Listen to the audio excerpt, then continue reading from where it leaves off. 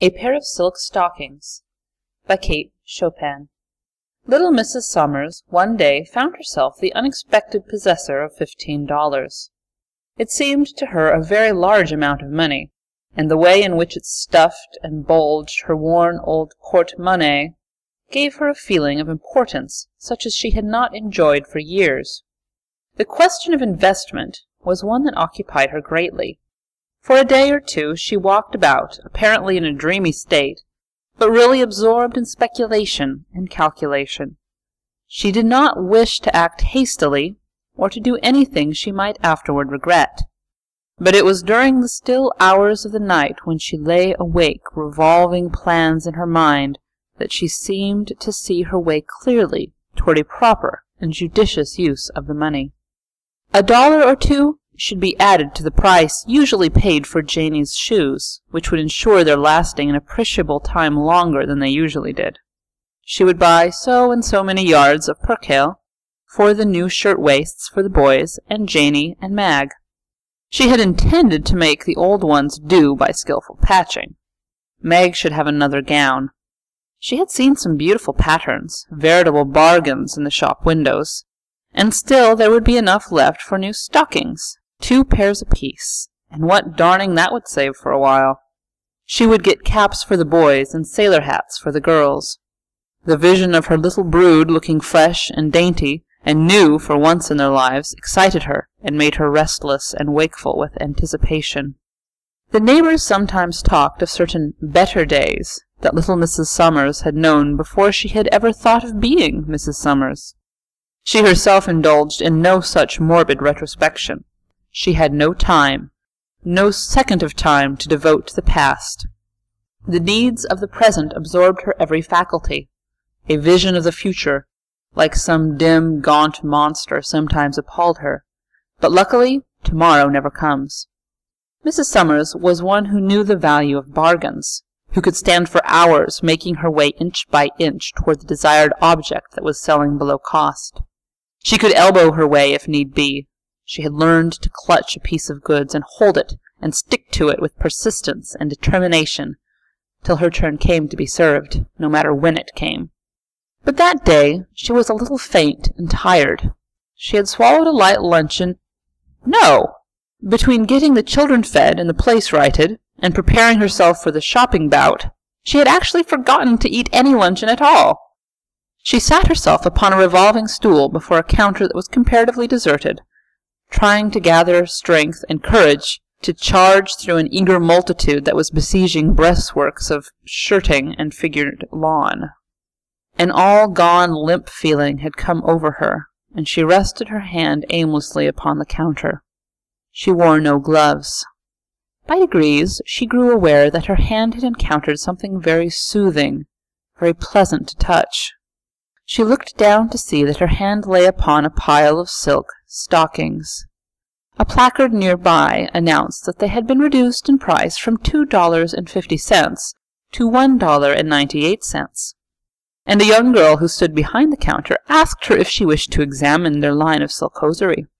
She smiled, just as if she had been asked to inspect a tiara of diamonds with the ultimate view of purchasing it. But she went on feeling the soft, sheeny, luxurious things with both hands now, holding them up to see them glisten and to feel them glide serpent-like through her fingers. 2 hectic blotches came suddenly to her pale cheeks. She looked up at the girl. "Do you think there are any 8½ among these?" There were any number of 8½. In fact, there were more of that size than any other. Here was a light blue pair. There were some lavender, some all black in various shades of tan and gray. Mrs. Summers selected a black pair, and looked at them very long and closely. She pretended to be examining their texture, which the clerk assured her was excellent. $1.98, she mused aloud. Well, I'll take this pair. She handed the girl a $5 bill and waited for her change and for her parcel. What a very small parcel it was!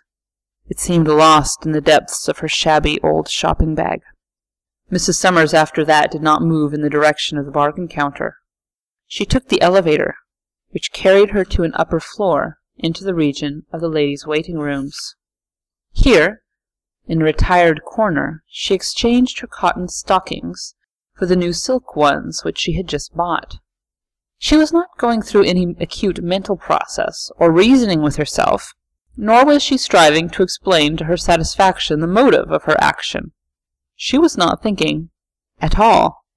She seemed for the time to be taking a rest from that laborious and fatiguing function, and to have abandoned herself to some mechanical impulse that directed her actions and freed her of responsibility.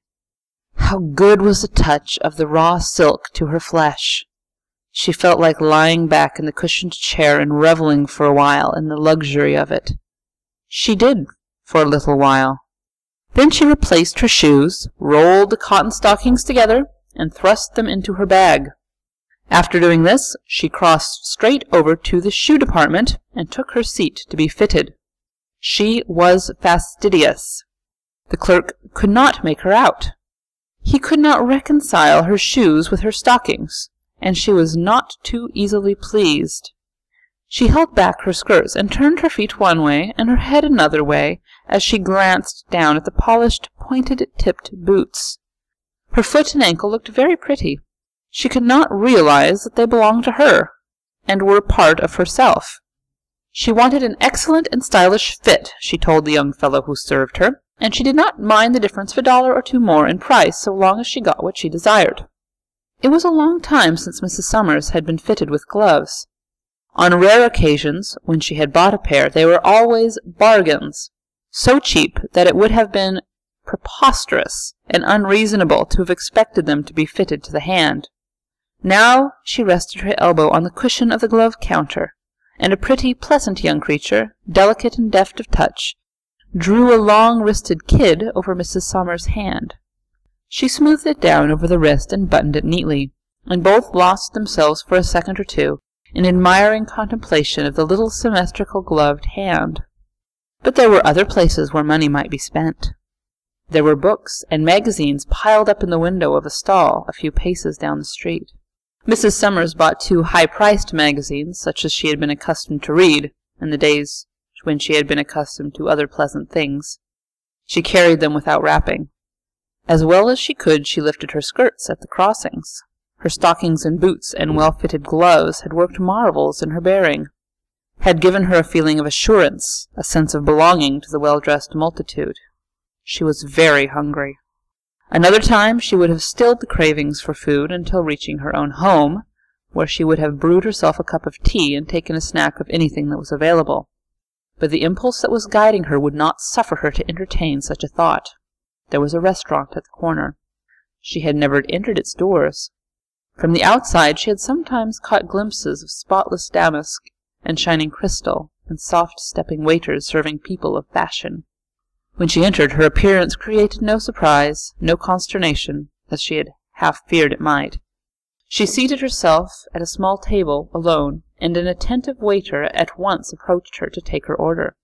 She did not want a profusion. She craved a nice and tasty bite.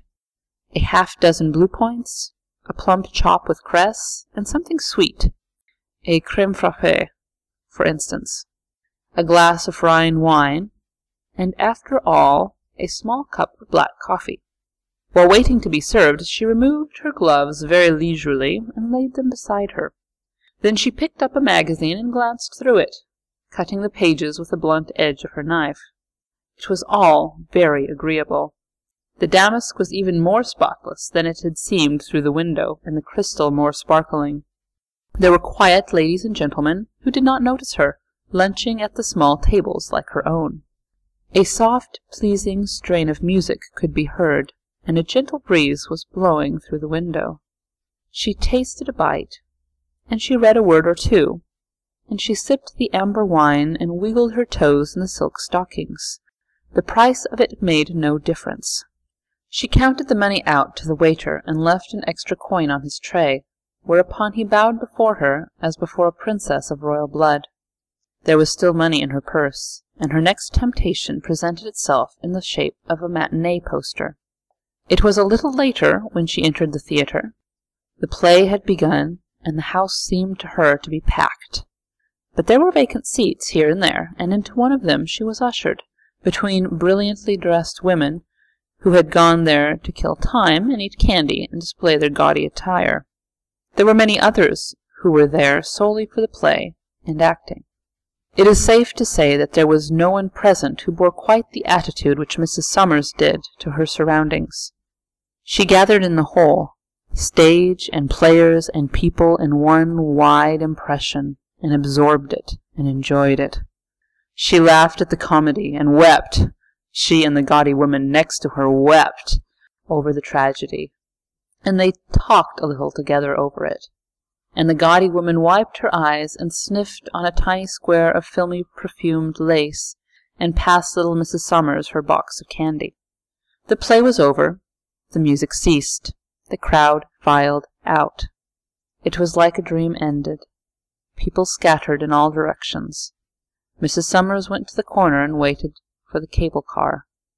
A man with keen eyes, who sat opposite to her, seemed to like the study of her small pale face. It puzzled him to decipher what he saw there.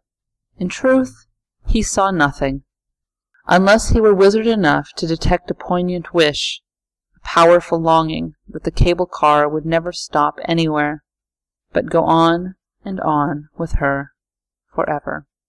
End of A Pair of Silk Stockings by Chopin.